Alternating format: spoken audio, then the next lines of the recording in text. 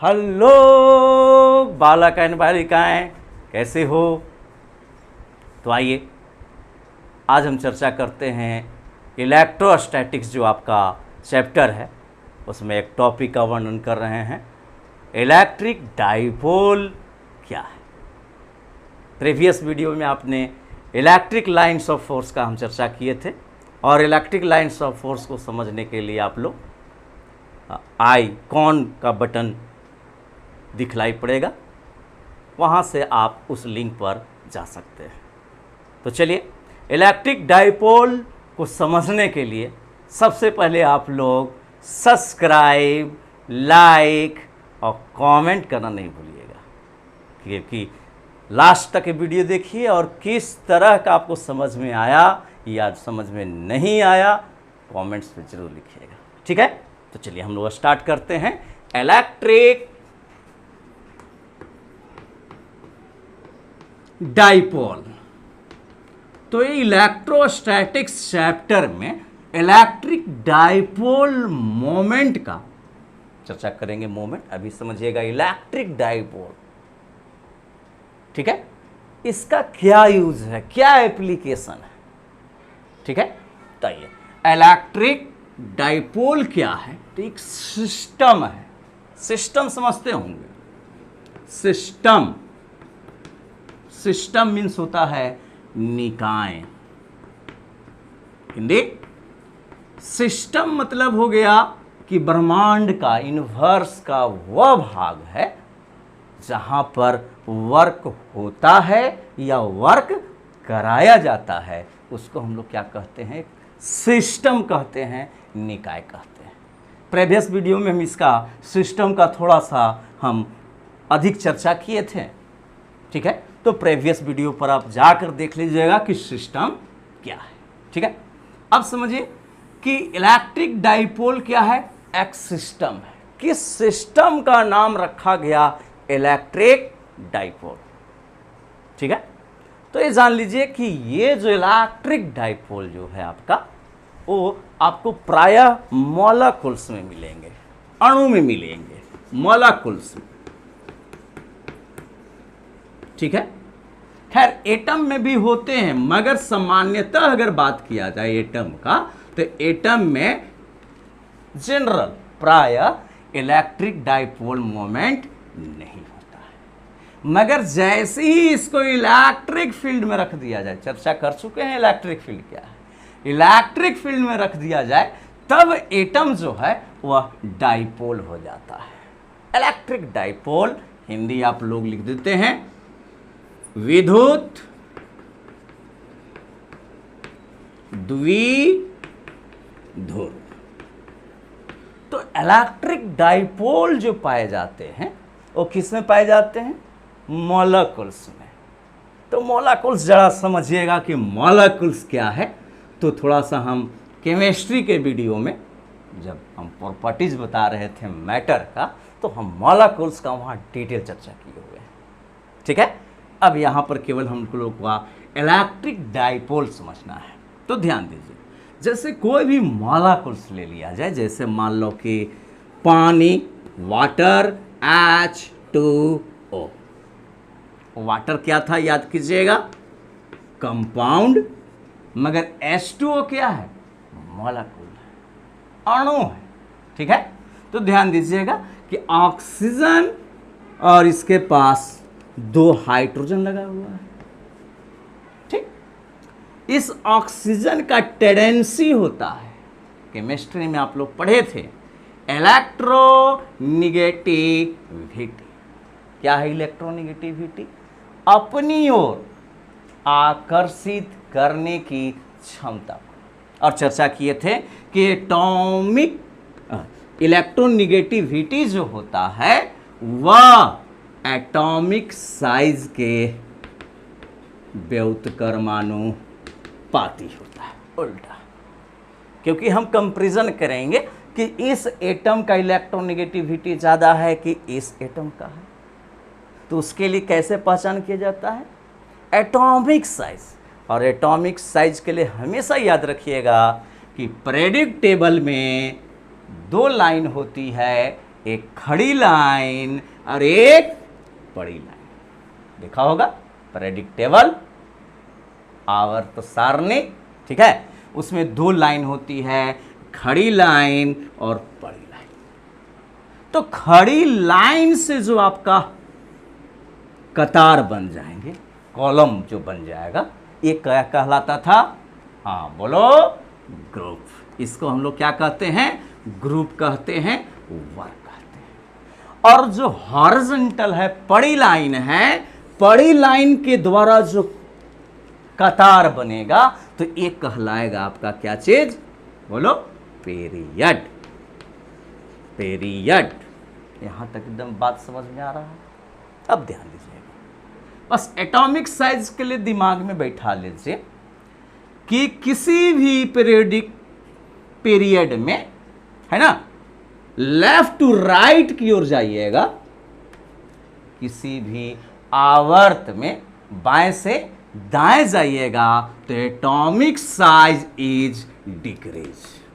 क्यों होता है केमिस्ट्री में हम चर्चा करेंगे, हम केवल यहां समझाने के लिए चर्चा कर रहे हैं। एटॉमिक साइज क्या करता है? डिक्रीज करता है। देखिए डिक्रीज का हम सिंबल ये दे रहे हैं, नहीं घटेगा। मगर अप टू डाउन, किसमें? ग्रुप में, वर्ग में, ऊपर से नीचे आने पर एटॉमिक साइज जो होगा, एटॉमिक साइज जो होगा आपका, वो क्या होता है? इंक्रीज करता है, बढ़ता है। बस यही दो चीज रखिए, और बस ये दिमाग में रखिएगा कि इलेक्ट्रोनेगेटिविटी जो होता है ना, एटॉमिक साइज के व्युत्क्रमानुपाती होता है। यानी कि एटॉमिक साइज जिसका बड़ा हो, इलेक्ट्रोनेगेटिविटी छोटा होगा, उसकी टेंडेंसी क्या होगी? अन्य इलेक्ट्रॉन को अपनी ओर खींचने की टेंडेंसी कम हो जाएगा। खुद सोच सकते हो कि एटम जो आपका है, एटम न्यूक्लियस होता है और इलेक्ट्रॉन इसके चारों ओर चक्कर काटते रहता है, ठीक है? तो ध्यान दीजिए, यदि इलेक्ट्रॉन एटम के काफी नजदीक हो तो यह positive charge S negative charge को अपनी ओर क्या करेगा? खींचना शुरू करेगा, आकर्षित करेगा, है ना? इलेक्ट्रोस्टैटिक्स फोर्स लगेगा यहां पर। मगर इसका साइज इतना बड़ा हो, मान लो कि नाभिक से काफी दूरी पर हो, तब उस पर जो फोर्स लगेगा, है ना, वो क्या लगेगा? कम लगेगा। आप लोग फार्मूला भी देख चुके हैं कि इलेक्ट्रिक फोर्स बराबर जो फार्मूला होता है 1/4 pi epsilon not Q1 Q2 by r²। मान लो कि नाभिक का और ये मेरा इलेक्ट्रॉन का चार्ज है, तो डिपेंड किस पर कर जाएगा? दूरी पर। दूरी यदि बढ़ जाए, इलेक्ट्रिक फोर्स घट जाएगा, ठीक है? तो वही चीज यहां है। अब ये देखिए कि इलेक्ट्रोनेगेटिविटी हमारा हाइड्रोजन का ज्यादा है कि ऑक्सीजन का है? तो ध्यान दो बच्चों, हाइड्रोजन पहले ही है, प्रेडिक्टेबल में देखिएगा कि हमारा लेफ्ट साइड में ही, शुरू में ही। और ऑक्सीजन कहाँ है? तो आप चल जाइए इधर की ओर बढ़िएगा, एस ब्लॉक, पी ब्लॉक। तो पी ब्लॉक में है, बीच में क्या आता है? D block. तो चलिए हम चर्चा कर रहे हैं एस, और इधर कर दिए हम पी का। पी की ओर है, याद करो किस वर्ग में? तो याद करो, ओ सनम से तेरा पोल खोल दूंगा। किस वर्ग में होगा? बोला जाए ओ सनम से, छठा का ए। ये सब हम केमिस्ट्री में डिटेल में व्याख्या करेंगे हम लोग, आप समझिए। लेफ्ट टू राइट की ओर जाइएगा, ऑक्सीजन थोड़ा और नीचे ही होता है, मगर है left to right. Atomic size decrease, घटता है, तो इलेक्ट्रोनेगेटिविटी क्या हो जाएगा? इंक्रीज। यानी कि हम कह सकते हैं कि electronegativity of oxygen greater than होगा इलेक्ट्रोनेगेटिविटी ऑफ क्या? हाइड्रोजन। तो इलेक्ट्रोनेगेटिविटी से हम लोग को क्या पता चलता है कि इलेक्ट्रॉन को आकर्षित करने की क्षमता किसका ज्यादा है? ऑक्सीजन का। तो इसके इलेक्ट्रॉन को क्या करता है? अपनी ओर थोड़ा सा खींचता है, जिसके कारण जरा समझना, यहां से इलेक्ट्रॉन यदि इधर की ओर शिफ्ट करेगा तो यहां पर क्या हो रहा है, इलेक्ट्रॉन की कमी हो जा रही है, तो इस पर हमारा चार्ज जो आ जाएगा स्मॉल अमाउंट में पॉजिटिव चार्ज, और इस पर जो डेवलप हो जाएगा, क्योंकि इलेक्ट्रॉन इसकी तरफ गया है, तो इस पर डेवलप हो जाएगा निगेटिव चार्ज। ठीक है, जितना इलेक्ट्रॉन जाएगा उतना ही निगेटिव और उतना ही पॉजिटिव होगा। अब जरा समझना, अगर इन दोनों के डिस्टेंस की बात किया जाए तो डिस्टेंस क्या होगा, स्मॉल होगा, वेरी वेरी स्मॉल होगा। और चार्ज देखिए, तो चार्ज का अमाउंट अगर देखा जाए तो जितना, अगर मान लो कि +2 कूलम यहां पर अगर जनरेट होता है तो यहां पर -2 कूलम होगा, यानी कि चार्ज का मैग्नीट्यूड मात्रा समान परंतु विपरीत नेचर वाला, विपरीत अपोजिट नेचर वाला के बीच का यदि दूरी अल्प है तो इसी सिस्टम को कहा गया इलेक्ट्रिक डाइपोल। क्लियर है, इलेक्ट्रिक डाइपोल। तो आप लोग को इलेक्ट्रिक डाइपोल का डेफिनेशन स्क्रीन पर आ रहा होगा, वो लिखते जाएगा। सिंपल में हम बता देते हैं कि इलेक्ट्रिक डाइपोल क्या हुआ। तो वैसा सिस्टम है, ये सिस्टम होता कहाँ है, तो मॉलिक्यूल्स में। ठीक है, एटम में नहीं होता है, मगर एटम को इलेक्ट्रिक फील्ड में रख दिया जाए तो भी डाइपोल हो जाएगा, मगर जनरली सामान्यतः मॉलिक्यूल्स में कहिएगा। चर्चा करेंगे कि जो एटम है वह इलेक्ट्रिक डाइपोल नहीं है, परंतु इलेक्ट्रिक फील्ड में रख रहे हैं तो इलेक्ट्रिक डाइपोल हो जा रहा है। ऐसा क्यों? ठीक है, तो पहले इलेक्ट्रिक डाइपोल को तो समझ लेना है।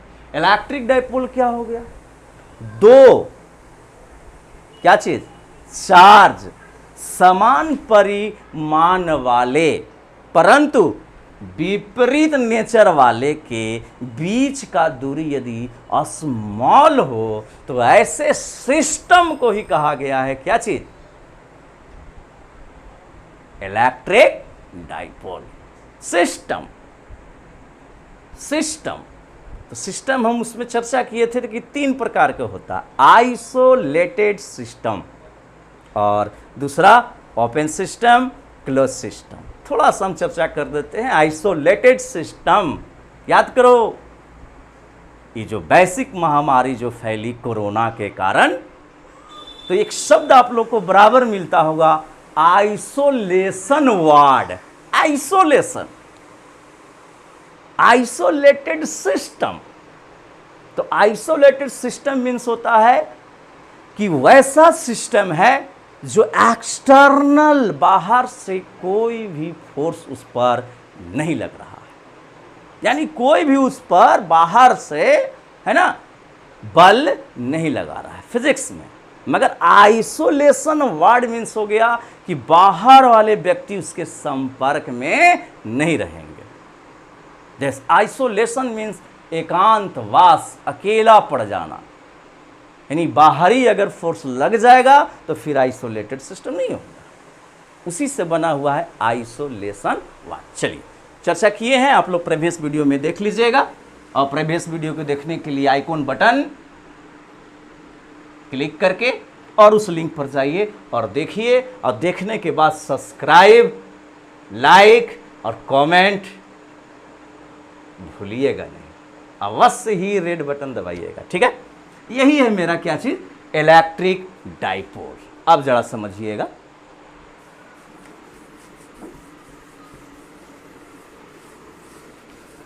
इलेक्ट्रिक डाइपोल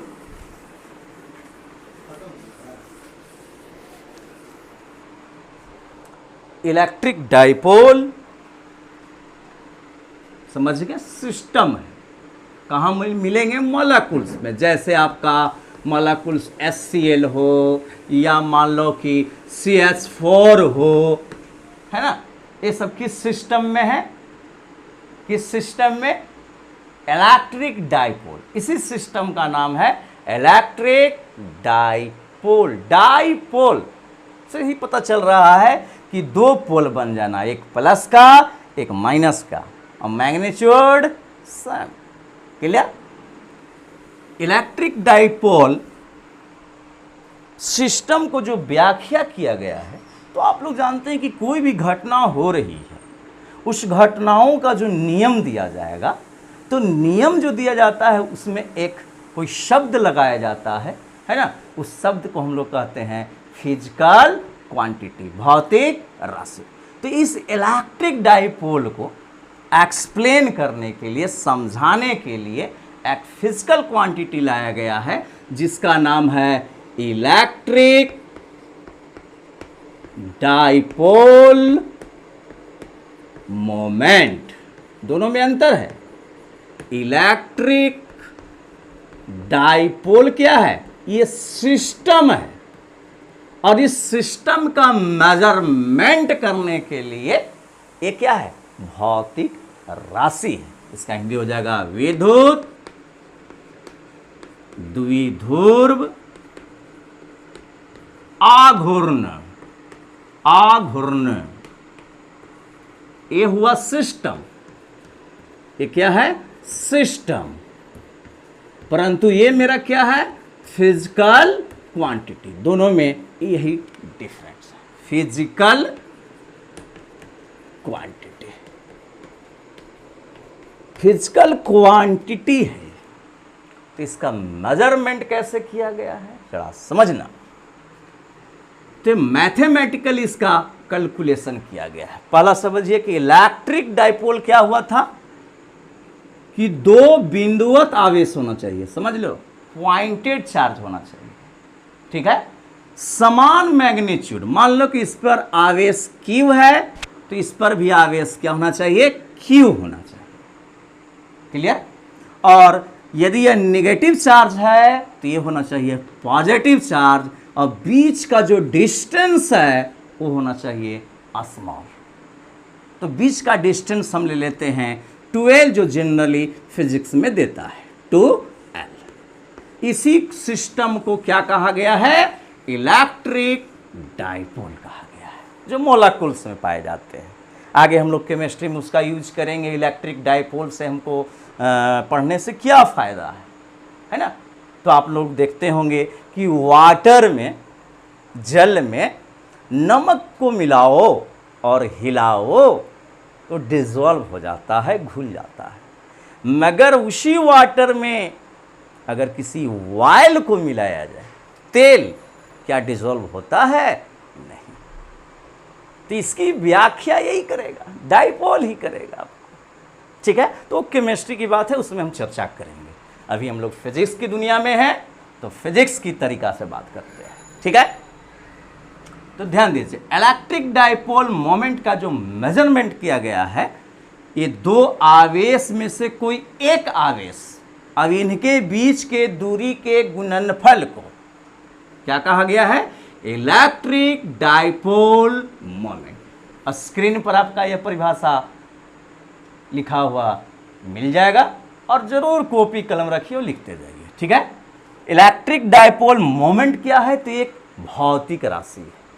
कैसा भौतिक राशि? तो ये जो इलेक्ट्रिक डाइपोल जो सिस्टम है, इस सिस्टम में दो आवेश है। कितने आवेश? दो आवेश। उसमें से किसी एक आवेश और इनके बीच के दूरी के गुणनफल को क्या कहा गया? इलेक्ट्रिक डाइपोल मोमेंट कहा गया। इलेक्ट्रिक डाइपोल मोमेंट को हम लोग P के द्वारा रिप्रेजेंट करते हैं, है ना। P बराबर फार्मूला देखो क्या आ गया? 2QL आ गया। अब हम लोग समझते हैं कि इलेक्ट्रिक डाइपोल यदि फिजिकल क्वांटिटी है तो यह स्केलर है कि यह वेक्टर है, क्योंकि जब हम गणित में इसका इस्तेमाल करेंगे, मैथमेटिक ऑपरेशन करेंगे, तो स्केलर की तरफ बिहेव करेगा कि यह वेक्टर की तरफ बिहेव करेगा। ध्यान दो, इसका जब भी एक सेंटर होता है, मूल बिंदु होता है, मूल बिंदु से इसका डिस्टेंस L और यहाँ का डिस्टेंस L हुआ, इसीलिए बीच का डिस्टेंस कितना ले रहे हैं हम, 2l ले रहे हैं। तो मूल बिंदु से फिक्स दूरी पर है, फिक्स है ना, और फिक्स डायरेक्शन में है, तो यही दूरी हमारा क्या कहलाने लगता है फिजिक्स की दुनिया में। यदि दूरी में डायरेक्शन आ जाए, फिक्स दिशा हो, निश्चित दिशा हो, तो उसी दूरी को कहा जाता है डिस्प्लेसमेंट, विस्थापन। अब विस्थापन क्या था, वेक्टर क्वांटिटी। तो ए वाला जो मेरा दूरी है जिसमें हमको डायरेक्शन फिक्स हो गया है, तो इसी दूरी को हम लोग क्या कहेंगे कि यह एक डिस्प्लेसमेंट है, वेक्टर क्वांटिटी है। जब ये वेक्टर है और चार्ज तो जानते ही स्केलर है, तो स्केलर गुने वेक्टर, चार्ज क्या है, स्केलर, और ये जो दूरी है मगर फिक्स डायरेक्शन में है क्योंकि मूल बिंदु से हम ले रहे हैं, है ना, तो फिक्स डायरेक्शन में है, तो ये हो गया मेरा वेक्टर, और स्केलर गुने वेक्टर, वेक्टर क्वांटिटी, इसका मतलब कि इलेक्ट्रिक डाइपोल मोमेंट एक वेक्टर क्वांटिटी है। इलेक्ट्रिक डाइपोल मोमेंट एक सदिश वेक्टर क्वांटिटी है। क्लियर है वो यहां पर, यानी कि वेक्टर का जो अलजेब्रा है उसके अनुसार इसका हम कैलकुलेशन करेंगे। अब देखा जाए इसका यूनिट क्या होगा, ऐसा यूनिट है ना, मात्रक।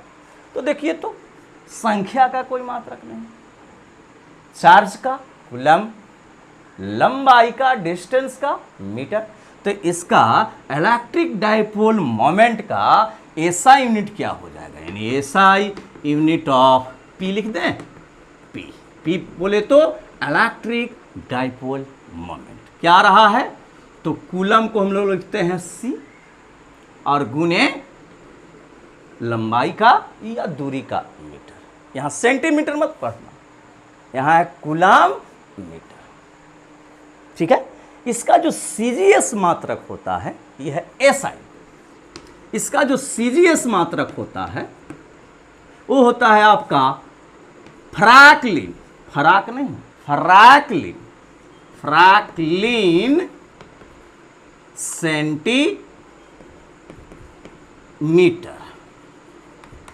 अब फ्रैक्लिन किसको कहा गया, जरा ये समझ लो, ठीक है।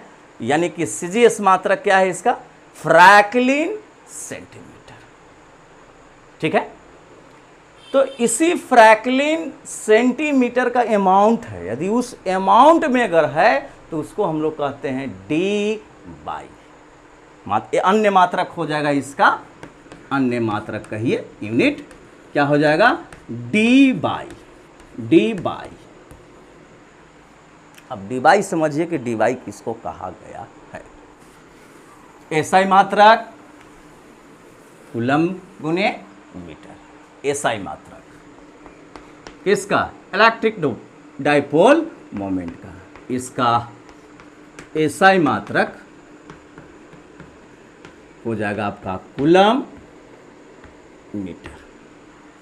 सीजीएस मात्रक इसका माने किसका, इलेक्ट्रिक डाइपोल मोमेंट का, इसका सीजीएस मात्रक जो होता है, यूनिट जो होता है वो हो गया फ्रैक्लिन, फ्रैक्लिन सेंटीमीटर। अब जरा समझना का मात्रक क्या होता है,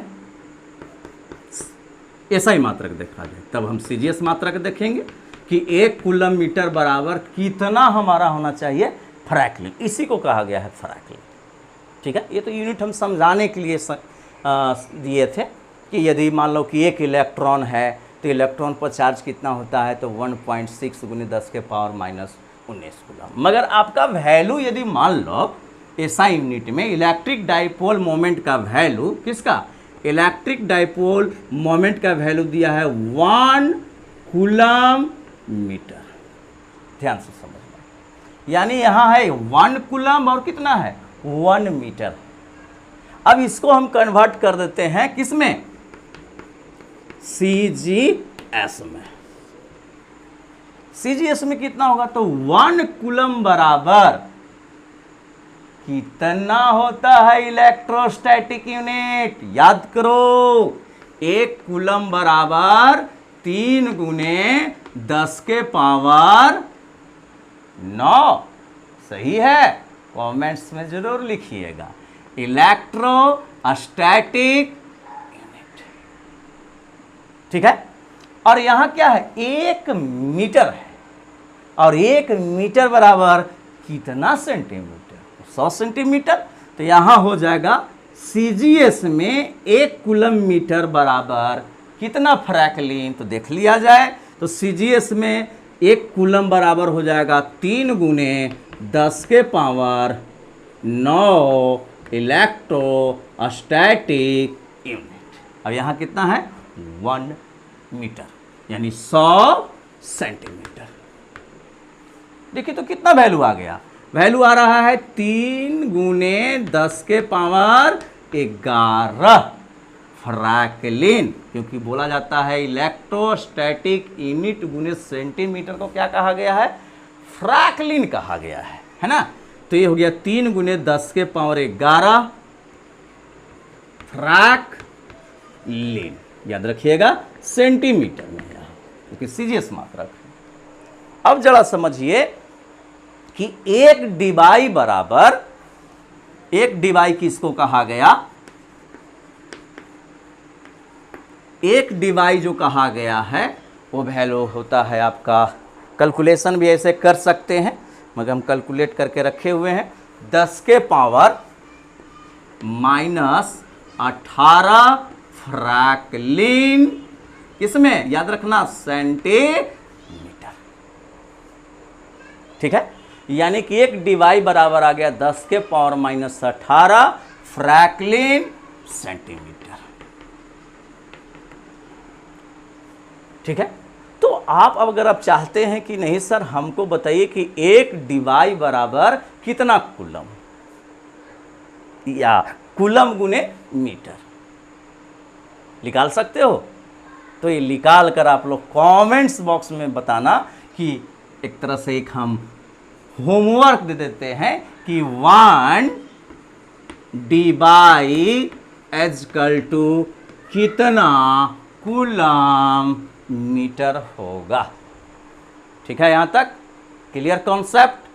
अब समझिए कि जो बताए थे कि एटम जो होते हैं वह इलेक्ट्रिक डाइपोल सामान्यतः नहीं होते हैं, ऐसा क्यों, तो समझना इलेक्ट्रिक डाइपोल था क्या, सिस्टम, किस सिस्टम को कहा गया, तो निगेटिव चार्ज, यहां पर ले लेते हैं पॉजिटिव चार्ज, पॉइंटेड है, बीच का डिस्टेंस कितना लेकर चलेंगे, 2a लेके चल रहे हैं, जो स्मॉल है, क्या है, बहुत छोटा है, बहुत छोटा। और इसका जो मध्य बिंदु देख रहे हैं, मिड पॉइंट, यही इसका मूल बिंदु है, और यहां से इसका डिस्टेंस L और इस चार्ज का डिस्टेंस है L, टोटल कितना हो जाएगा 2a।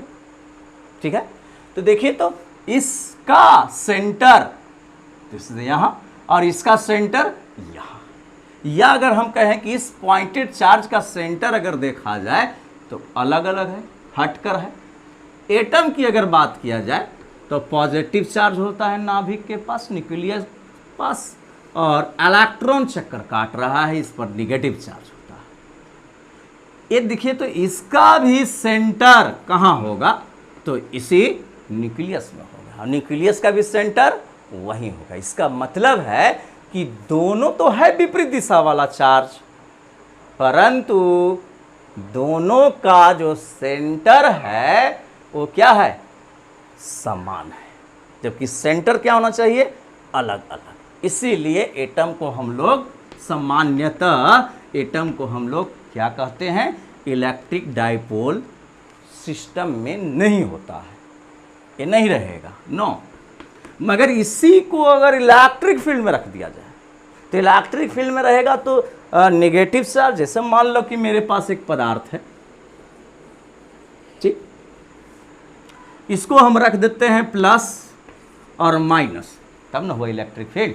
बीच में रख दिया तो होगा क्या, जरा समझना कि इलेक्ट्रिक फील्ड का डायरेक्शन जो होता है प्लस से माइनस की ओर होता है, इधर की ओर होगा।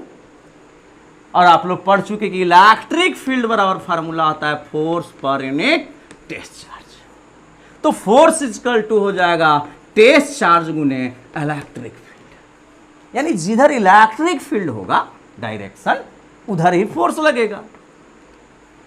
तो मान लो कि यहां पर जो इलेक्ट्रॉन होंगे इसमें फ्री इलेक्ट्रॉन, तो इलेक्ट्रॉन किधर की ओर मूव करना शुरू कर देगा। जब आप खुद सोचो, इलेक्ट्रॉन पर निगेटिव चार्ज है, यानी कि इसका चार्ज कैसा है, माइनस। इलेक्ट्रिक फील्ड किधर लगेगा, प्लस से माइनस। तो फोर्स किधर लगेगा, प्लस से माइनस नहीं, क्योंकि यहां माइनस आ गया, यानी कि इलेक्ट्रिक फील्ड के विपरीत दिशा में फोर्स लगेगा। यानी कि आपको एक साइड, मानो एक और जो ये मेरा मैटर जो है, ये मैटर के एक किनारे पार्ट पर निगेटिव चार्ज हो जाएगा, और जिधर इलेक्ट्रॉन गायब हो गए उसको हम लोग पॉजिटिव चार्ज कहते हैं। याद कीजिए, इलेक्ट्रॉन की कमी हो जाए वो पॉजिटिव, और इलेक्ट्रॉन की वृद्धि हो जाए तो नेगेटिव। तो इस तरह से देखिए ये क्या बना लिया, एक नेगेटिव और पॉजिटिव का डिस्टेंस हो गया, दोनों का सेंटर अलग अलग हो गया। तो हम लोग कहेंगे कि यही एटम क्या हो गया, इलेक्ट्रिक डाइपोल में है। मगर सामान्यतः नहीं होता है, मगर इलेक्ट्रिक फील्ड में आ जाएगा तो इस तरह से इलेक्ट्रिक डाइपोल का जो कॉन्सेप्ट हो गया एक क्लियर हो गया। अब इलेक्ट्रिक डाइपोल के द्वारा हम निकालेंगे इलेक्ट्रिक फील्ड का कैलकुलेशन करेंगे, क्योंकि हम लोग जो इलेक्ट्रिक फील्ड का कैलकुलेशन किए हैं अभी तक वो पॉइंटेड चार्ज के लिए, बिंदुवत आवेश के लिए। याद करो, इलेक्ट्रिक फील्ड का फार्मूला था 1/4 pi epsilon not Q by R square. ये फार्मूला वैलिड है पॉइंटेड चार्ज के लिए। मगर यहाँ तो देख रहे हैं कि सिस्टम में दो चार्ज है, दो पॉइंटेड चार्ज है, तब तो निकालना पड़ेगा कि यहाँ पर कितना इलेक्ट्रिक फील्ड होगा, यहाँ कितना होगा, यहाँ कितना। एक चीज और जान लीजिए, इलेक्ट्रिक डाइपोल क्या है, सिस्टम है। इस सिस्टम का यदि नेट चार्ज आपसे पूछा जाए तो कितना बताइएगा, सिस्टम का। यानी कि इलेक्ट्रिक डाइपोल जो सिस्टम है इसका नेट चार्ज कितना होगा, बोलो, 0। याद रखना, क्योंकि इसको टोटल जोड़ लो तो जितना निगेटिव उतना ही पॉजिटिव, टोटल कितना आ जाएगा, 0। तो याद रखना कि इलेक्ट्रिक डाइपोल जो सिस्टम है उसका नेट चार्ज हमेशा कितना होना चाहिए, 0 होना चाहिए। क्लियर कॉन्सेप्ट है। तो नेक्स्ट वीडियो को देखने के लिए आप लोग लाइक, कमेंट्स और सब्सक्राइब करना नहीं भूलिएगा। धन्यवाद।